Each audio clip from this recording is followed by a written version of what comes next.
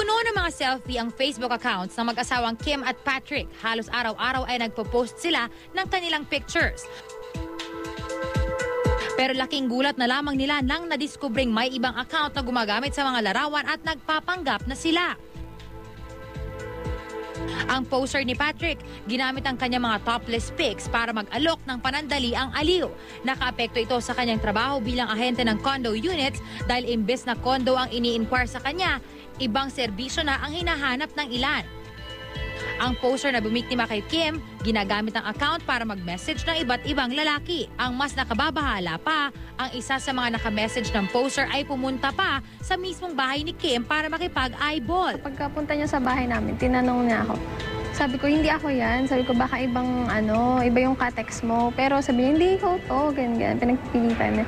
Tapos, nung nakita namin yung conversation nila, ayun nga, parang ginamit niya yung mga pictures ko, tapos matagal na daw silang magka-text. May mga nag-message sa akin, puro bading nga lang. Yung mga minessage sa akin, yung parang, kala ko mag-inquire sa mga condo units, gano'n.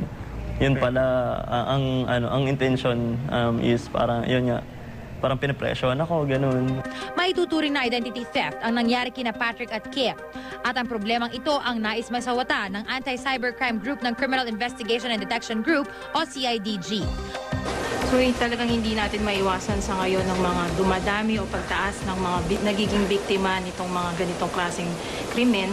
Kasi nga, dun sa vulnerability ng internet at ng social media, doon naman sa mga magiging pwedeng biktima nito, naka-open po ang opisina ng Anti-Cybercrime Group. Para maiwasan ang identity theft, gawing private ang Facebook account at huwag basta-basta mag-accept ng friend request mula sa mga hindi kakilala. Iwasan ding mag-post ng revealing o sexy pictures. Nito lamang nakaraang linggo, may isang batang babae na ginamit ang selfie sa Facebook para sa isang tarpaulin ng beer house.